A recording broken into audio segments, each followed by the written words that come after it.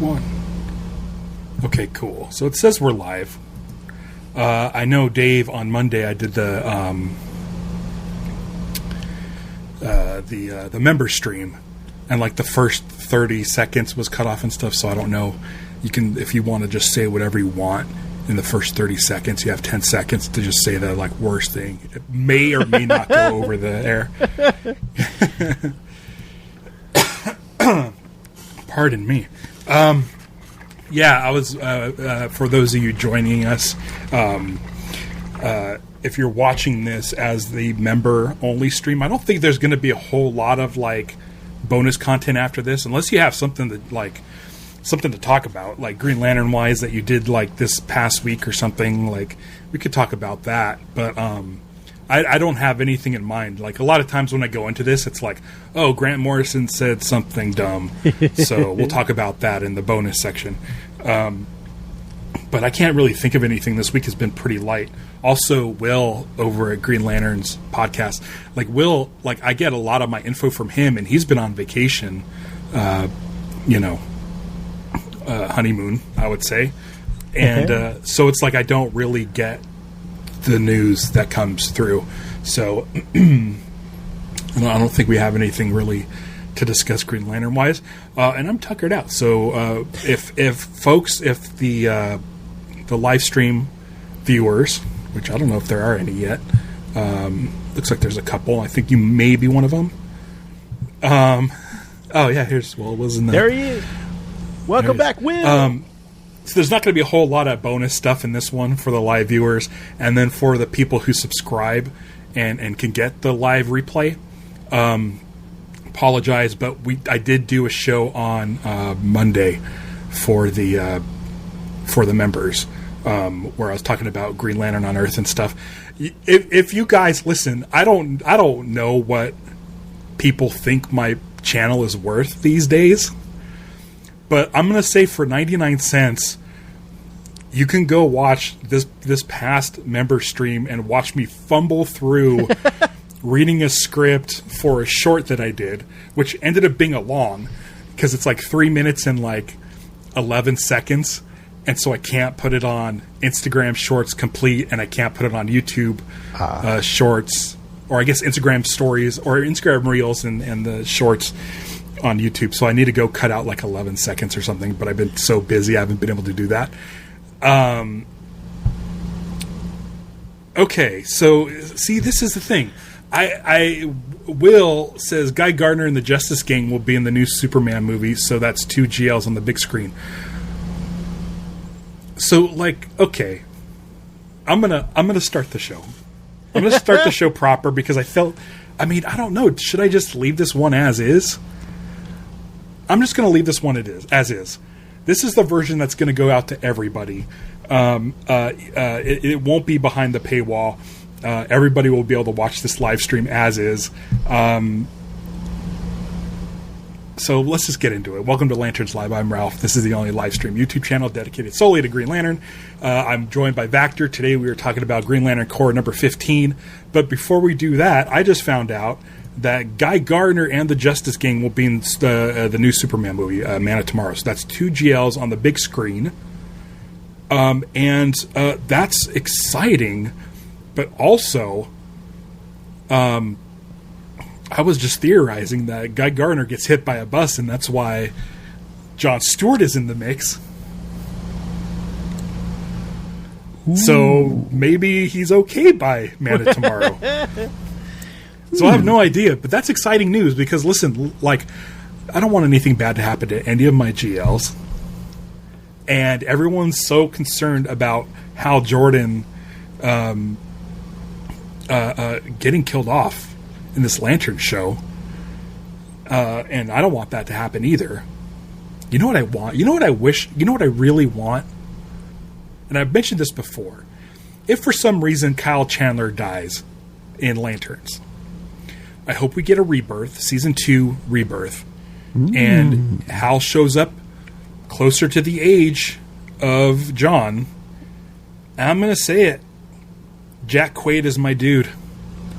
Oh, I think Jack Quaid could play a younger Kyle Chandler I feel like he would make a really good Hal Jordan, because I was watching my friend Patrick Kottner, who puts on live shows. He does stage readings of the Star Wars movies. They did Empire Strikes Back recently. No, was it Empire Strikes Back? Or was it Return of the... It was Return of the Jedi, because I played a Sarlacc. But Jack Quaid was Han Solo, and he was terrific.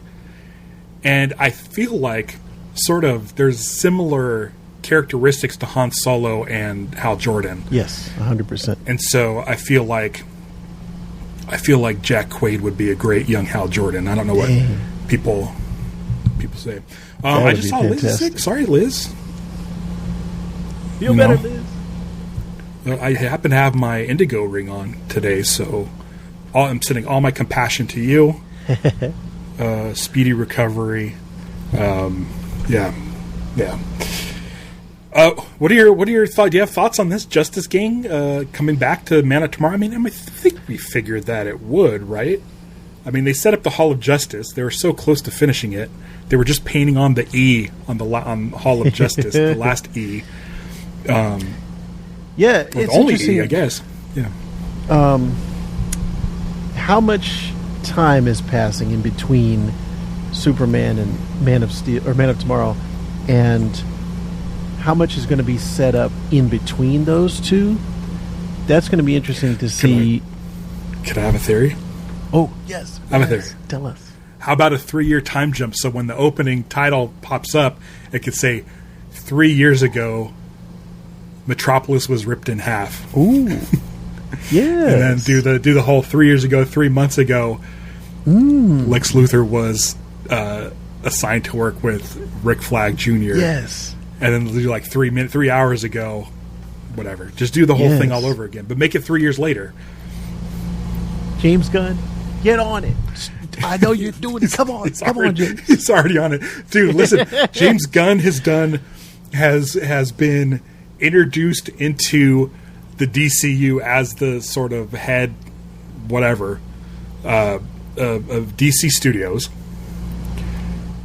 Has made a Peacemaker show and a Superman movie, a Creature Commandos, and is currently working on a movie sequel to Superman in a year. That's coming out in a year, in like a couple months. In between Matt Reeves' Batman movies.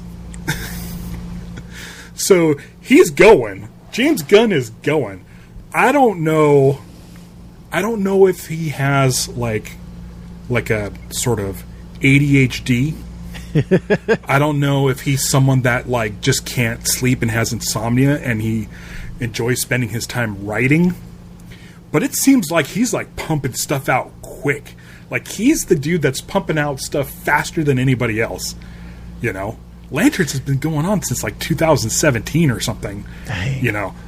Clayface, I don't know. It seems to have been going for a while, but like he's like I listen. I'd much rather have this than having to wait like 8 years for Shang-Chi or you know, there's the speed at which he's working. I have zero complaints. I know people are anxious to get find out who Batman is, find out who Wonder Woman is, but it's like, man, this guy's going so fast. It's been less than a year since we got the first movie, and he's already into production on the second one, and we've got Lanterns and Clayface and Supergirl all coming this way. So, like, whatever he's doing to sort of keep his mind active, he must just love DC, right? Is he getting high on DC or something else? Or yeah, I wonder, because I remember him talking on the Peacemaker podcast, because his wife is on the show with him, and then she was on the podcast hosting it, and he talked about how the first year of trying to get the DC universe back up, he was like, I didn't even see my wife. Like, and he's like, I kind of don't want to do that again. I don't want to have that period of my life where I'm just working nonstop. So right. Yeah, I wonder, when does he pull up, you know, when does he let off the gas? Because he, like you said, he's been going for years now, and I'm hoping his mental health is good and we can continue to get some good James Gunn stuff because he's been doing fantastic. Anyone who rips on him on the internet, anyone being a bully, like, don't do that, guys.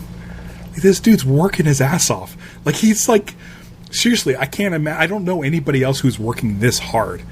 I'm sure Matt Reeves is working very hard, but he's focused on one project. The Batman, the Penguin, and the Batman Part 2. Yes. Like, he's focused on that. Yeah. This dude is making movies. He's making movies. Like 2 movies in the time it takes someone else to make one. And then he's also juggling this other stuff, like Peacemaker, with where's the place that Chris is at now? Salvation? Salvation. Set the Planet? So he's like set up Salvation and Checkmate and stuff like that because he's like, I have things that I want to like work on and do. And I feel like it's basically like Peter Safran's the one who probably just is like, goes to him and will say like, we need this, and this, and James Gunn will say like, have this happen, have that happen, have this happen, and then James Gunn goes off and just writes. Like, I feel like Safran's there to sort of keep everything in line and sort of like crunch numbers and deal with logistics while James Gunn just basically cooks. Yes. Yeah. And that's what I think. That's a good kind of mixture to have.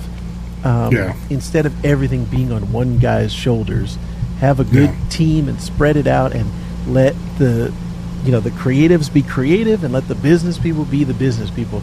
That I think is the way forward. Marvel, are you listening? I mean, I feel for Kevin Feige, right? I'm sure he's got folks that do stuff with him, but it sounds like it's just like you don't hear about other people. And then there's people online who get so mad. Oh, look, Supergirl put out a featurette behind the scenes of stuff from the trailer. And someone was complaining because, of course, Gunn is the first person you see talking about it. And it's like, yeah, but like Kevin Feige is the face of Marvel. Like, DC is trying to have a familiar face. Like, it worked with Disney, it worked with Eisner. Like, you kind of want a face that you trust and who's working on the projects and who understands the projects, and it's like the perfect person to sort of be the spokesperson for the brand. And listen, as busy as he is, he shows up for these press junkets. He shows up. I mean, one of these days he'll probably show up here. Yeah. Maybe. Yeah. But he seems like a guy who's like really willing to like sort of put his life on hold to be creative, and just he's so focused on DC. And if you're a DC fan, how could you not appreciate that? And if you don't appreciate that, you're probably not a DC fan. I think Marvel really messed up letting him go, like not giving James. I mean, first of all, firing him and then bringing him back. But it is a decision that I'm glad happened. I think it's. Listen, I understand. There is a what people call cancel culture, and I listen to my old shows, my old podcast episodes, like Darmalars from like 2006, and I'm like, I said stuff there where I'm like, oh, that doesn't fly today, right? And much like Jimmy Kimmel, Disney had a knee-jerk reaction, and we're like, we're pulling the plug. What's great is Marvel and Kevin Feige never severed that relationship. Let him come over, do the Suicide Squad, which is, I think, a great movie. Yes. It's Love B or C grade level heroes injected with so much heart. Yes. And gross stuff. And, it's a crazy blend of, like really raunchy, awful, grotesque stuff with bad people, but a great mix of heart, like Ratcatcher 2. Chris turning from Peacemaker, from killing Rick Flag Jr. Yes. Through his arc on Peacemaker, like there's a lot of heart there. And so for James Gunn, like for Marvel to be like, you know what, we had a knee-jerk reaction, come back, do Guardians 3.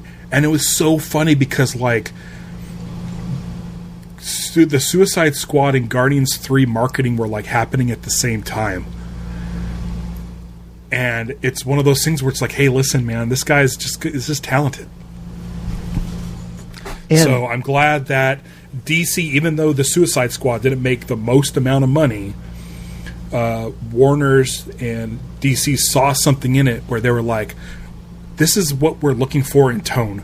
DC movies since 1989 have skewed edgy and dark. And this guy has that, but it's vibrant colors. It's almost like Invincible. It's like vibrant colors, bright costumes, heart, and there might be some violence thrown in there.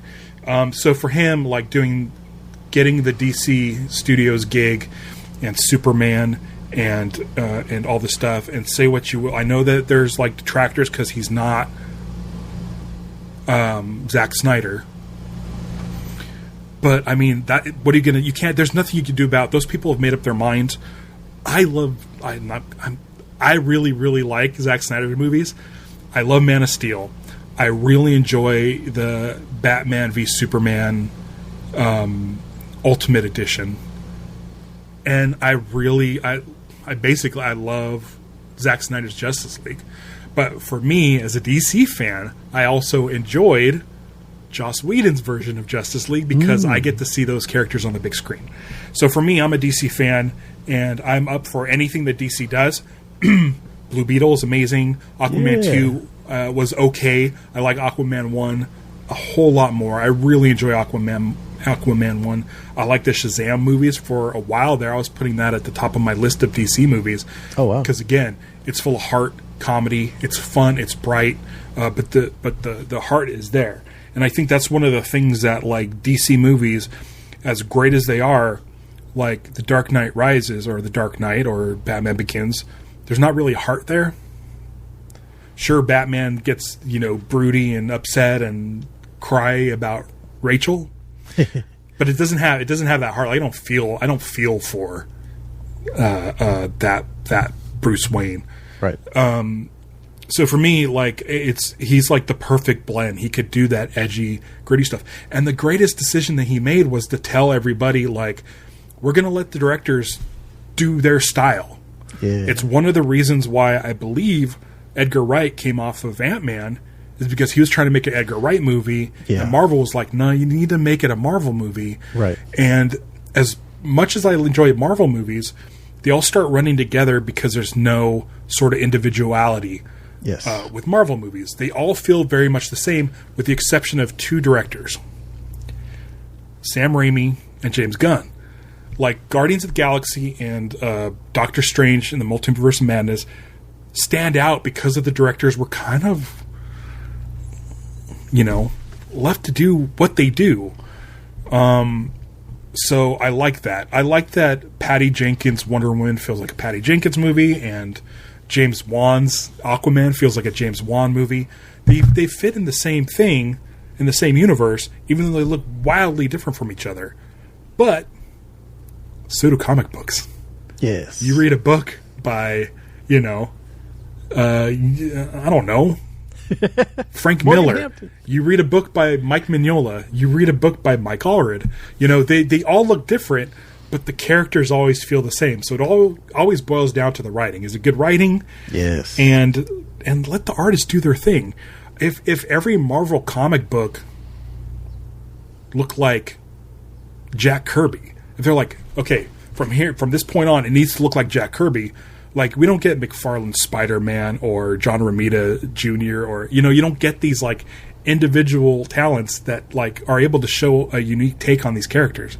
It's why I like Into the Spider-Verse movies. And it's what I like about James Gunn, just saying, hey, Matt Reeves going to do his thing, and it's going to look like that. But then my movie's going to be, like, bright and colorful. So anyone who complains about James Gunn is not a fan of mine. I mean, you could not like certain aspects of stuff he does, but, like, the dude is putting everything he has into this, and I totally appreciate it. Yeah, and you got to give him credit for being not only a good director, but also he knows comic books. Like, this guy is a fan. Yeah. He's not just, phoning it in as far as the comic book side of it. He cares about these characters. He's grown up with these characters. You can see the love that he had for the Suicide Squad characters, like the people that Polka Dot Man. Yes, that nobody cares about. He's bringing them in and giving them that heart, like you said, injecting that James Gunn heart into it. And I'm really hoping this is like a good push forward for DC. All of these things that James Gunn is kind of setting planting the seeds for. Hopefully, all these things are going to grow into something great. And we haven't even mentioned the animated stuff that is coming out this year. My Adventures with Green Lantern and Mr. Miracle. I'm really excited about Mr. Miracle because I was a huge fan of that comic. So hopefully, we can get a good DC. Can't wait. Yeah. Liz asks, have we heard anything from the show? We haven't. But there is some interesting things. I was on Threads, which I rarely go to. If you want to follow me on Threads, I don't know how to get followers on Threads. I saw that this month I've had 29,000 views. 29,000 views to my Threads. I don't know what they're looking at because I don't see likes and I don't see. I went from 50 followers to 48 followers also this past month. So I don't know. I don't understand Threads. But anyway, I went to Threads and I saw that I replied to a post that had been deleted. And it was a post that Will posted of the Chris Mundy and I believe the Lanterns editing team or some sort of large group of crew members for Lanterns. There was a picture. We all saw it. They were all wearing Green Lantern shirts. A couple were wearing Green Lantern hats that looked like this one back here. And there was an image, something sitting on the floor in front of all of them that was pixelated out. Right? So it had been up for a while. And when I went back this past week to see how what people were viewing, I noticed that was deleted, and I think that it's strange. I don't know why it was deleted. I could ask Will, but the fact that it was deleted probably means that, I don't know, maybe they didn't want it up, even though it didn't show anything. This show is so secretive. So we haven't heard any news. We haven't heard any news. We haven't had any updates. The trailer's been out for maybe a month or two. I still watch it every once in a while. I'm very excited about that. I'm probably going to do a short about something I talked about on Monday concerning Hal Jordan saying that he's the only human. If you guys watched the stream on Monday, the members got a tease of what I was talking about there. But I think I'm going to actually do a short on that because I think it's an interesting observation. Yeah, because Hal Jordan doesn't say he's the only human Green Lantern. He just says he's the only human. Human of what? Ooh, I think it's Honor Guard. All right, so we haven't heard anything from the show. And listen, if something happens, again, everybody hit the bell icon because if something really cool drops, I'll be going live as soon as possible. So check that out. Do you want to get into Green Lantern Corps number 15? Man, written by Morgan Hampton with art by Fernando Pasarin and Oclair Albert. I don't think I don't think issue 14 we mentioned Oclair Albert. And then we were talking about goofy faces, but I think we put that on. I think we put that on Fernando Pasarin when maybe it wasn't him. But all right, let's get into this. Green Lantern Corps 15 came out today. Vactor, what are your thoughts on this issue? Because you sent me a text today. I think Green Lantern Corps issue number 15 is the best Morgan Hampton issue that we have seen so far. I think this guy is just cooking. He is slowly ramping up. Yeah. Man, I cannot wait to see where this, when we look back on this run, when it's all said and done, I can't wait to see where it goes because this just ramped up everything for me. And I love this issue. This was fantastic. That's great. I really, really enjoyed the issue. We had an A and B story, which was nice. One following John, where we caught up with what was going on with Soranik, Natu, Kat Matui, the kids, Zod and Sinestro's kids. Yes. I forget their name. Yeah. They had a... So it was really nice. And then we also do you want to talk about the other story first?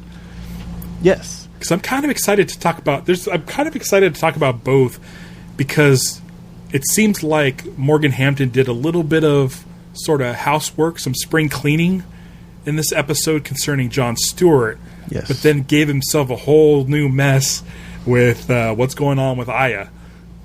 Yes. And where Aya's at. So let's talk about the Interceptor story first. Okay. So, man, that Interceptor story leaves off on a cliffhanger. It is the perfect way to end the issue. I was like, I need the next issue now. I need to know what happens next. And that's exactly where you want to be in monthly comics. Right. So here's the issue cover.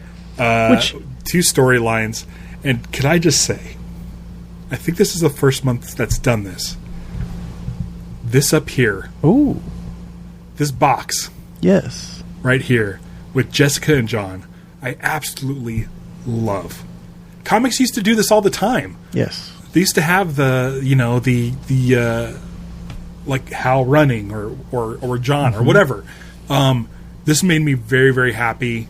I think it's really interesting that they chose Jessica and John instead of like Guy and John. But listen, it is kind of weird. I'm all for it. So that was my first note. Was that? I used to love those when I was a kid. I always loved that one of Hal running in the 90s. I don't have it on me, but you guys know what I'm talking about. I think they just called the comic box. Yes. Spider-Man used to have great ones. Superman has had some ones where he's like ripping the chains up. Like there's been. I love where ones. the Spider-Man, if you got the subscription version of Spider-Man instead of buying it off a shelf, where the barcode had the white rectangle with the Spider-Man head in it. Like I love that one. Yes. Yeah. Yep. But yeah, it didn't have like Spider-Man like on all fours, like crawling like towards. Yeah. Mm-hmm. Yeah. There was one where he was running. So good. Yeah, So whoever's idea was it to bring that back, thank you, because I think it's cool. I still don't like John's outfit. I don't like those thigh high go-go boots. Yeah, I'm not crazy about that. I wonder. Yeah, we'll get to that in a bit. Yeah, because there's some costume stuff. We'll talk about John in a minute. So the Interceptor. Let's talk about the Interceptor. This is like probably the first time that sort of Green Lantern, the animated series, has been referenced. Like, sure, the Interceptor's there and Aya and Razor, but this is the first time where Aya is saying, like, giving information that, like, before I had this body, I was stuck in the Interceptor as its AI when I met Kilowog, Hal, and Razor. Yes. And that's basically the pilot episode of Green Lantern, the animated series. Like, it's referenced. And I kind of wish the editor put a little box in the corner with the asterisk that said, watch Green Lantern, the animated series. Yeah, that would have been great. That's a missed opportunity right there. Yeah. I don't even know if it's streaming anywhere. So, but it was really nice to actually see, like, that. Like, because they've sort of, like, skated around it, for a while. They've just been sort of these characters. And now we're getting a definitive backstory that ties into the show. So basically, this is saying that the events of the show have been, there it is. It felt like when I used to be stuck on the Interceptor, before I had this body, just the voice in a mainframe following rigid commands until Hal, Razor, and Kilowog saw more in me. Perfect. So for me, like it's so nice to see that Green Lantern the animated series is completely canon within the books, somewhat. stuff has happened with like Sinestro since that point, because now he's yellow and not green. But man, you know, it makes me feel warm and fuzzy inside, because like I don't really know. Like, I know Jeremy Adams' sort of history with Green Lantern, the animated series. It was the first show he worked on, I believe. It's the first show he worked on. He did 2 episodes, and he's brought those characters into the Green Lantern book, the current run of Green Lantern 2023. I don't know what Morgan Hampton's relationship is with these characters and the show. I don't remember asking him if he watched the series, but he must have at some point. It's the easiest way to get to know these characters more, because they're introduced in that show. So I was a little bit surprised that we got finally a reference to the series, not from Jeremy Adams, but from Morgan Hampton. Yeah, I haven't seen any interviews. After he was a guest on Lanterns Live, I was looking up other podcasts that he's been on, and I didn't see him mention the animated show. So that is interesting. Yeah. Seeing people grow up with certain properties and then they get in the writer's chair, like they are in control of these characters that they watched and, you know, enjoyed growing up. It's always interesting to see. So every time now I see a reference to Green Lantern, the animated show, I think, man, Ralph is probably smiling from ear to ear somewhere. It's so great. I love it. So Guy Gardner. Let's talk about Guy Gardner and his like holy robes and stuff. And well, why is he crying on the front cover? I was thinking about that. Like when I first saw the cover, I was like, "Oh wait, something's going to happen." And then after reading the issue, I was like, "Wait a minute, what? Why was Guy crying?" Maybe that's the next issue. Something's going to happen, but I didn't see anything specifically with Guy that would cause him to be crying. I actually feel like, looking at this cover, I feel like that the cover could actually be, and I know it's the 2 storylines, so they're doing like, you know, these 2 guys, but I almost feel like the split down the middle could be John. John being angry on one side and John being crying on the other side, because that's how John's story goes. Right, that would have fit better.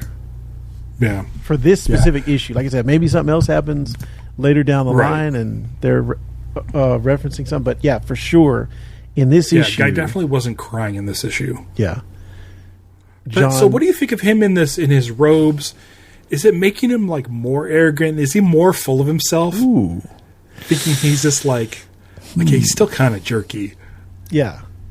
I think overall, like if you look at the entire series and him since he got into this position, it does feel that way.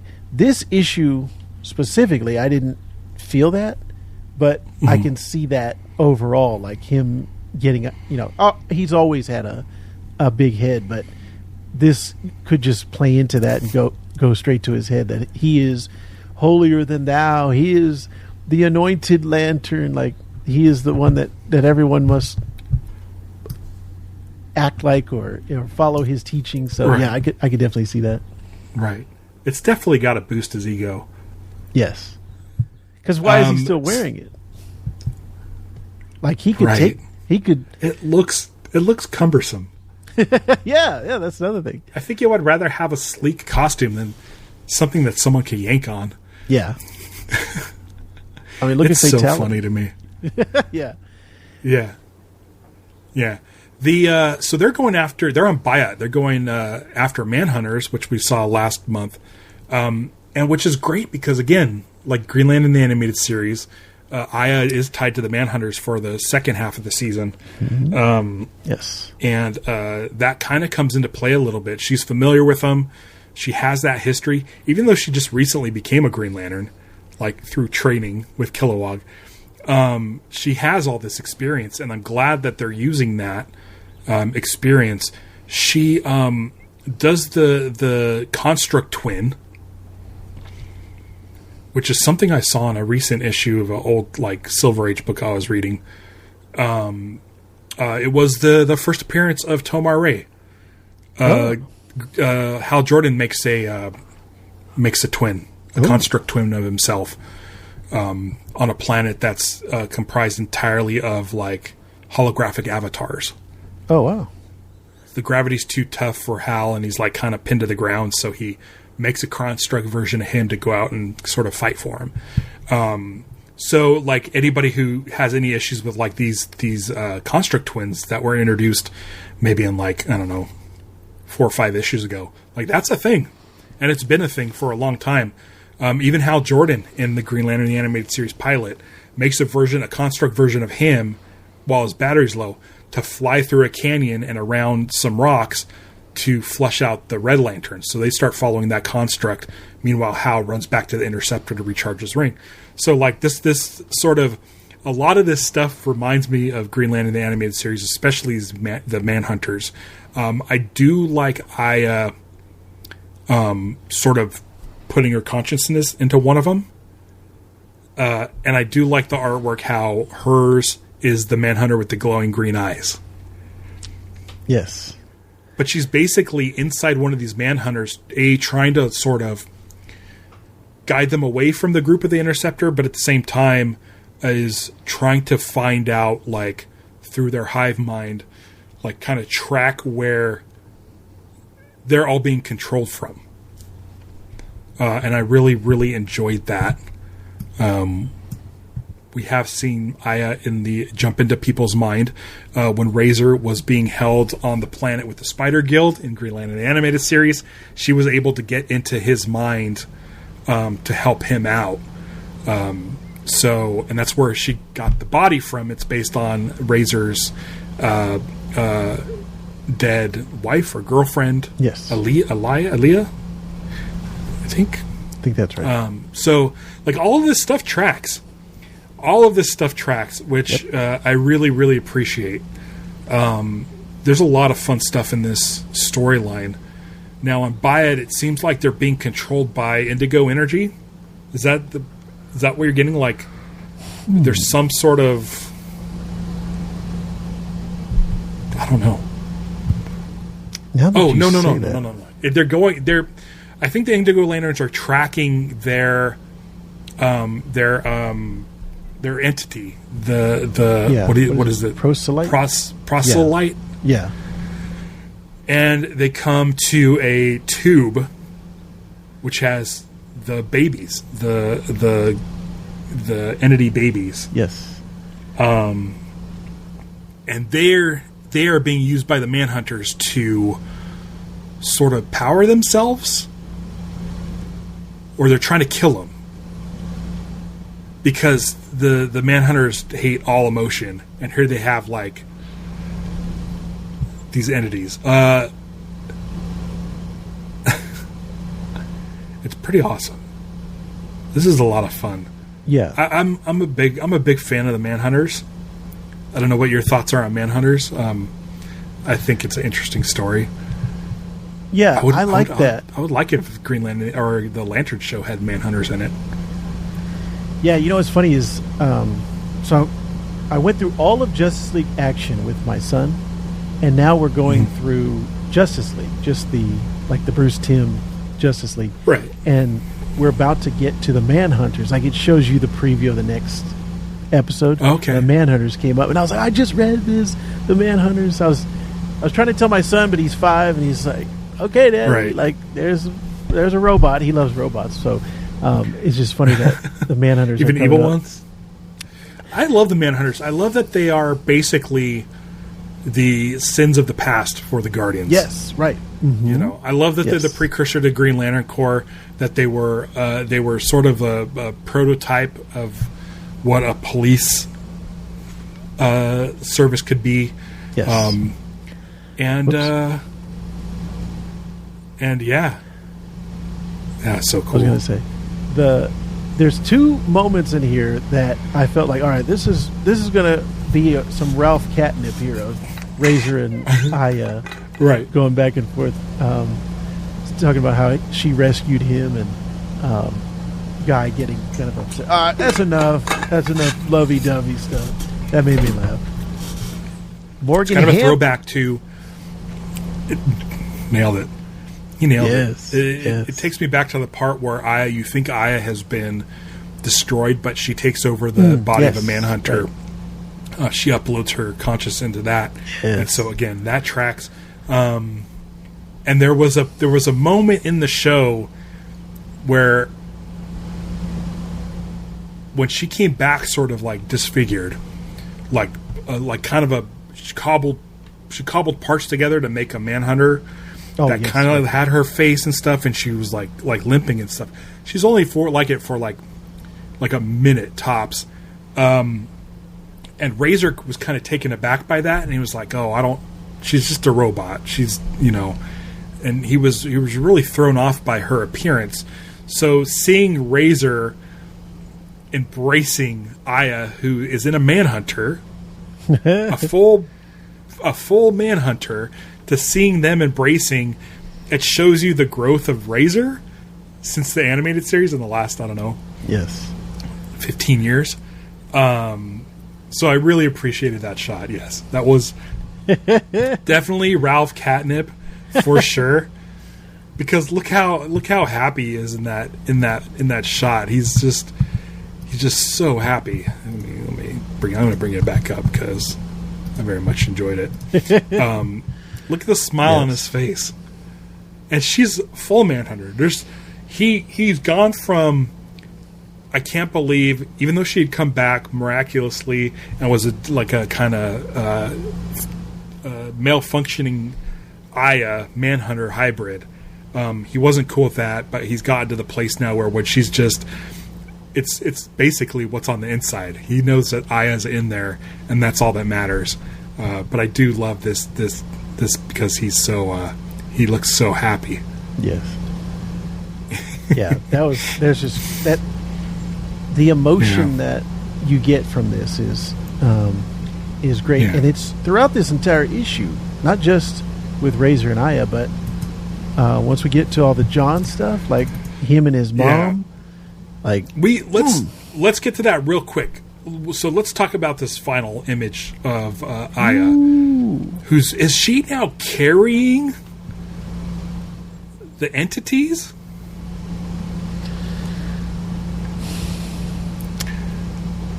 The body, because she says, or Razor says, "What's wrong, my love? She says, I thought I was in control, but my energy twin conduit is a conduit back to my body. A conduit they used to escape. So it sounds like her. It sounds like the entities went into her and went to her actual body. Because we see I'm gonna bring up these panels. So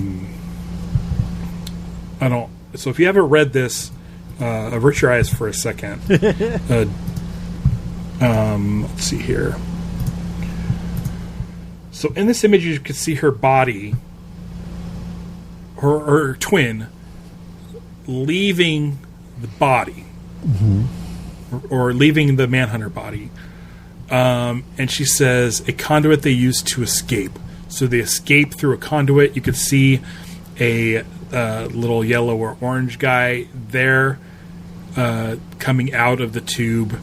The red guy is down here coming out of the tube. And then the next page is basically her actual body, not her twin, and she's glowing red. They let us save Proselyte, so they have the means to capture the rest of the emotional entities with my superior programming. So they're using Aya to capture the rest of the entities. So it sounds like the entities are now in Aya's body. So how did they? So her body twin was a psychic link, or her body twin, her construct twin was a link between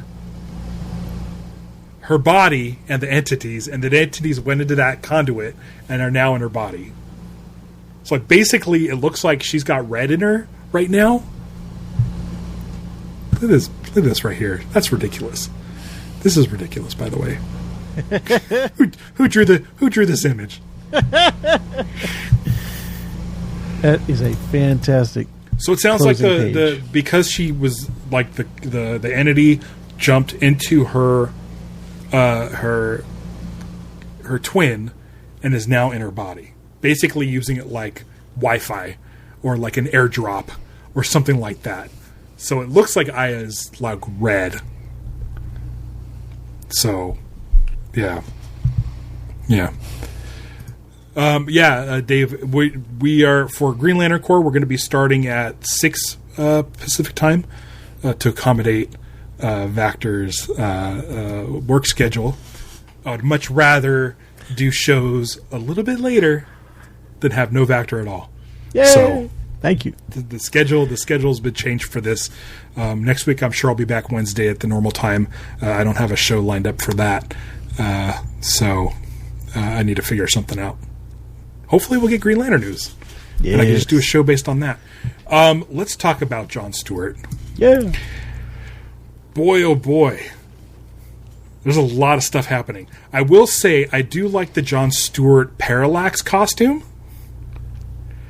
more than I do just his regular costume. We get a couple shots of that. Let me see if I can find a good one, because I think it's worth showing, because I give so much crap to the other costume. There's not really a big one, but I'll pop open this one for you to check out, because I think it's kind of cool. He still has the thigh high boots, but I do like. You know what's funny about this costume? It kind of looks like the one in the closet in the Lanterns trailer. Ooh. So anyone who's talking about that being Parallax's costume, you may have a point. This kind of looks like that, right? Yeah. Maybe a little bit. Yeah. That was the inspiration. Yeah. So let's talk about the story. Parallax is in Jon.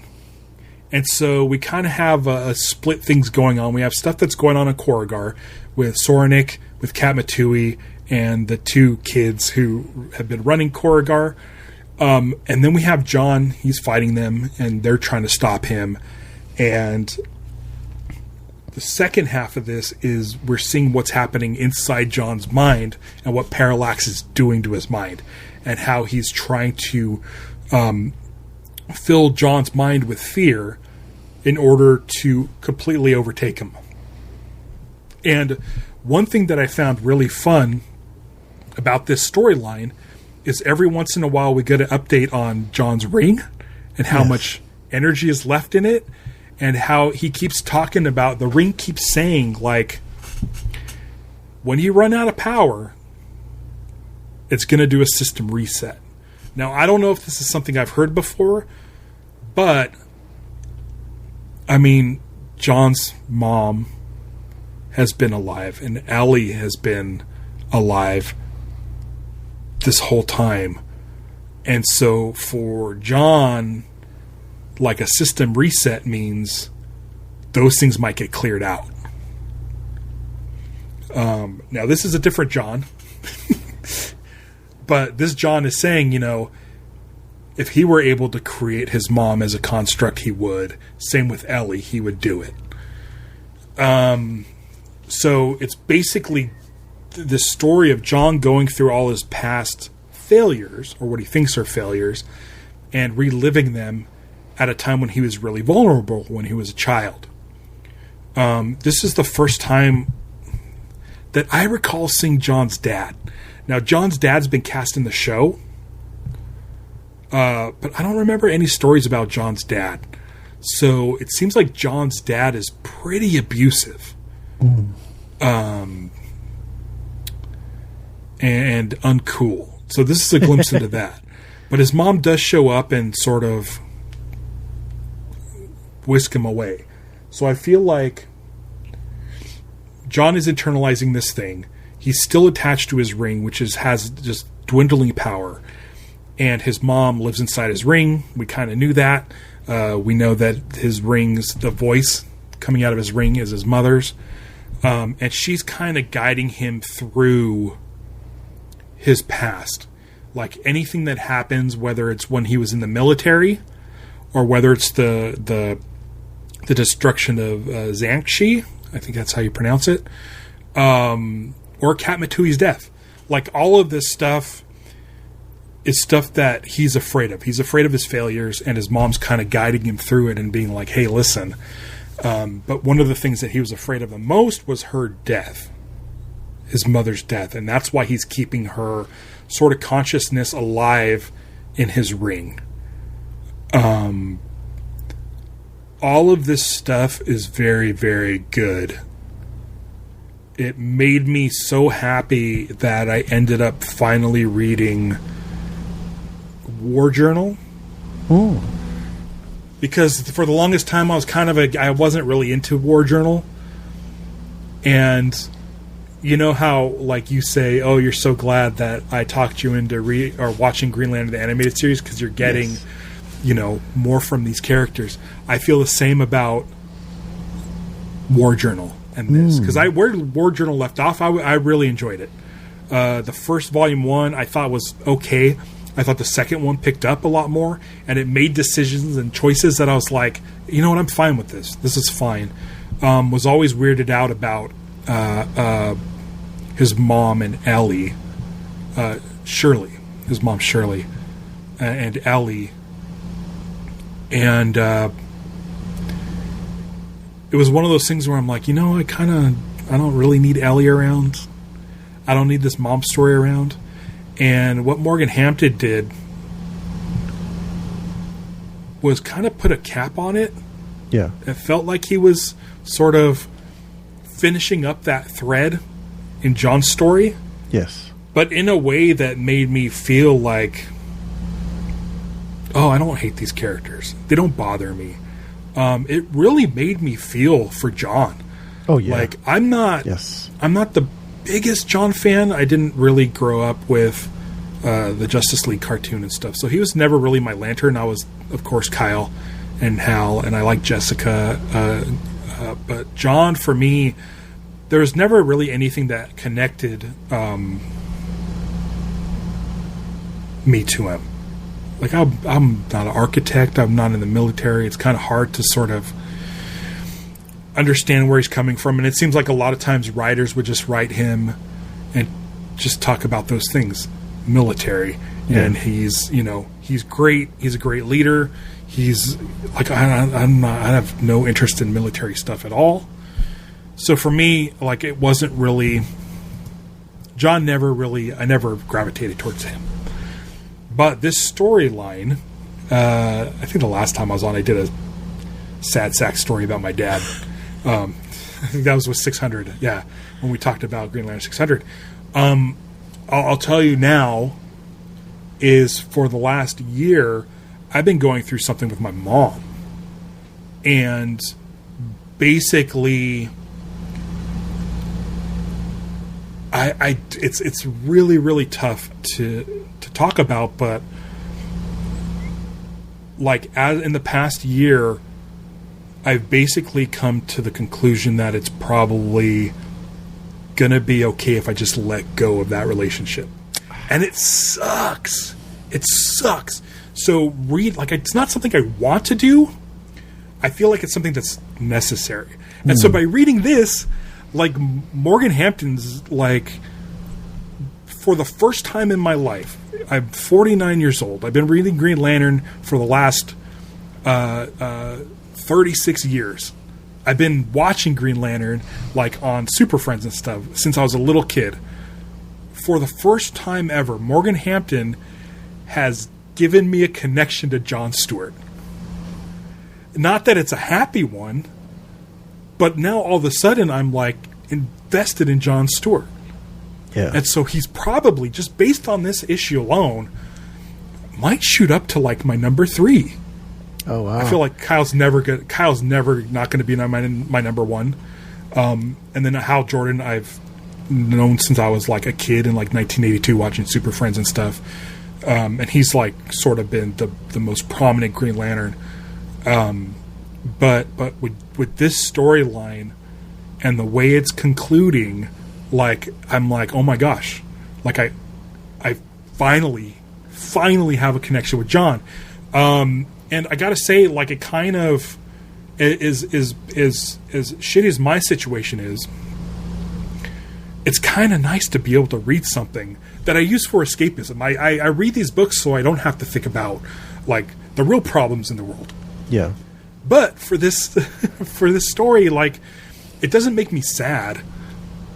You know, it's kind of giving me a little bit of hope. Like, listen, like, you need things to make you. There's certain things you need to let go for your own personal mental health. And for me, I feel like selfish when, you know, I like ignore my mom. Like, I feel selfish, but I know if I respond that it's going to turn into a whole thing, and that's going to destroy, like, my mental health. So for me, this issue, dude, like, you said this is Morgan Hampton's best. I agree. 100%. I mean, there's been a ton of stories about Jon Stewart over the years. I read his first story a couple weeks ago. Didn't really connect with it. This one totally connected with it. And I just, dude, it felt more than just Morgan Hampton trying to sort of, like, get rid of this storyline that he was given, that he inherited when he picked up this book. He found a really good emotional way to, like, bring closure to it. Now it's at the point where I'm like, okay, I get it. He sort of lets his ring. I don't think he gets it all the way down, but he's able to understand that it's okay to let that go. And she convinces it's okay. I don't know what this means for Ellie, because now I'm like, oh shit, like, now I don't want Ellie to go away, and so I don't know how this is all gonna work out. What are your thoughts on? I just talked for probably like 10 minutes about this. What are your thoughts on the John storyline? So I've come from a similar place as you, although the Justice League cartoon is my Jon Stewart, like, my in for him. I never read him in the comics growing up, but I was always watching that show. So all of my touchstones and my memory points about Jon Stewart come from that show, from all the animated shows, really. And I never related to that character being, even though it's funny because my dad was in the military, but I'm not a big war or military guy. Those type of fiction is not interesting to me for the most part. And so this did a great, what you just said, a great job of connecting you to that character. That's just great writing, and it just it proves my thesis that I've kind of come to of great writers can make you like characters that you didn't like before. I've seen that happen so many times. So that is great writing, number one. And then number two, that emotional connection that you had to the mom in this story, I also had that, but on a different note or a different level. It was, I put myself in John's shoes and thinking about my mom passing away, and my mom is still healthy and alive right now, but I know there's going to come that time of my parents, I'm going to have to say goodbye to them. And so this hit me, like, really hit me. So I was like, and it was two things, because I was sad, but then I was also happy, because I was like, in my mind, I was like, this is a great story. I'm loving that it's pulling this emotion out of me. And I wanted her to stay around. But then I was also like, man, this is a great way, like you said, to reset, to get out of that story that he inherited, those plot threads. And instead of just like, all right, we just won't talk about that, it's like, oh, this is a great way to do that. And the default ring setting, I haven't seen that before, but that was a great idea. And I also do wonder about Ellie. It's going to be interesting. I don't think she's going to go away, but it'll be interesting to see. Yeah, she's on Mogo. Oh no, she's with the Interceptor. Yeah, you see her. Joe is holding her on that very last page. So I mean, listen, this can go like. I don't want to set myself up for disappointment, but if Ellie is in the middle of a mission and she's integral to that mission, and then just poof, she's gone. Like that would be crazy dramatic. I don't know if that's going to happen, but it feels like he mentions Ellie. Like it. So I don't know. It's definitely like it's a crazy cliffhanger, and I think by having Joe holding on to Ellie in that last page is a reminder that she's there with them. And so it could be Morgan Hampton setting up what could be a super tragic thing in this other mission going on. Yeah. I just thought that was, like I said, the way that he did that and played those strings, that was just fantastic writing. I saw some people online that were like, I don't know if it was upset, but they were kind of like, they felt cheated that Parallax got set up and then it's immediate, like Parallax in John, and then it's like, oh, the next issue he's gone. It's out of him. But I wasn't expecting that to be a whole 12-issue storyline of Parallax inside of John. It's not going to be Emerald Twilight 3 or whatever, you know? Right. Yeah. So that, to me, that didn't bother me at all. When I saw that online, I was like, that's kind of a weird... Man, these guys have like 22 pages to tell a story in a month. It's like, you know, there's got to be some sort of like... There's constraints to these things, and, you know, you can't drag it out too long. And what's funny, that was another criticism I saw, was there's too many plates spinning. Like, there's too many storylines going on. But he just took off a major one. Yeah. Mm-hmm. And he could have done it really dumb, and he could have thrown it away. Instead, it's very, very emotional, and it's set up very well, and I think it doesn't sort of, like, it pays tribute to what was set up in, like, War Journal and Jeffrey Thorne's run. Like, it's like a perfect way to sort of close that chapter.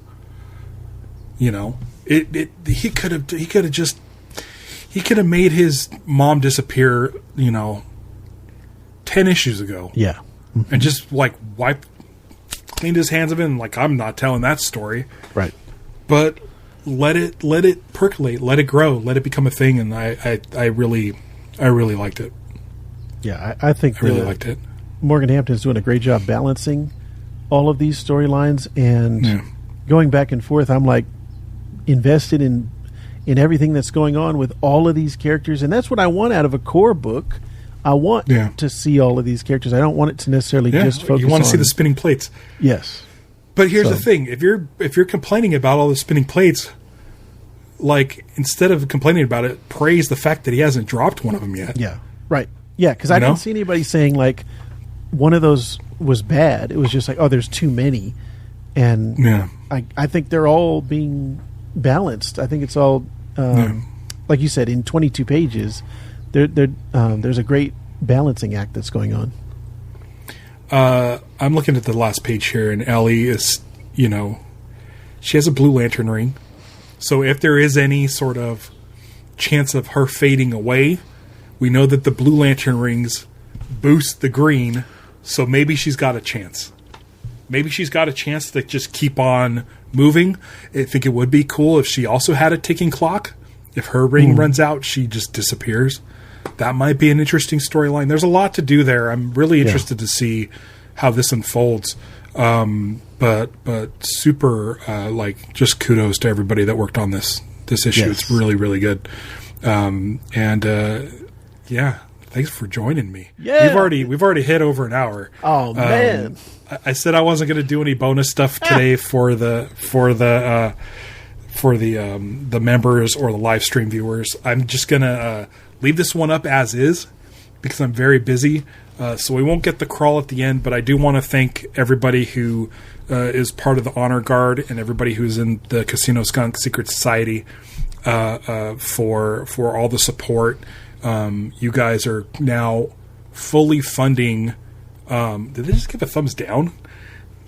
What was that? What was that? I missed it.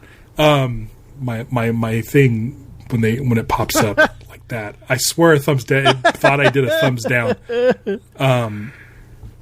But I was looking at the chat. You guys are now, thanks to the Honor Guard, you guys are fully making all of this happen. Thanks to the Honor Guard and Riverside being with their price point. Everything's good. Game of Thrones proves people love spinning plates. I have not watched. I've seen the first episode of Game of Thrones, and that was it. Oh, man. Yeah. Vactor, where can people reach you? Where can people find you? You're interested in obscure characters, I'm trying to post shorts on This Comic Cooks on both TikTok and YouTube. And whenever Ralph gives me some great recommendations, I immediately thank jump you so on much. I loved it. Last week I mentioned Tomar Ray's story in Superman 257, I believe. There's an 8-page Tomar Ray story in it. If you don't have that book, go to This Comic Cooks and check out the short on Tomar Ray. It's a really, really interesting story. I thought you would like it. You jumped in and you read it, and you were right. You did the perfect short. It read like one of your shorts. It was a nice, self-contained story that possibly has a Supergirl tie-in. And I got to tell you, that is my number 5. I'm looking at my analytics. It is my 5th highest viewed short of the month, and I just uploaded it like 6 days ago. So it is the most recent, and it's doing the best. So thank you, Ralph, for that recommendation. That was a fantastic story. Yeah. Thanks for everybody for showing up. Again, I'm not going to do the end credit roll and all that stuff. This was just going to sit here as it is for everybody to watch and enjoy. So thanks again, everybody. Until next time, beware my podcast. It's Lanterns Live. Bye, everybody.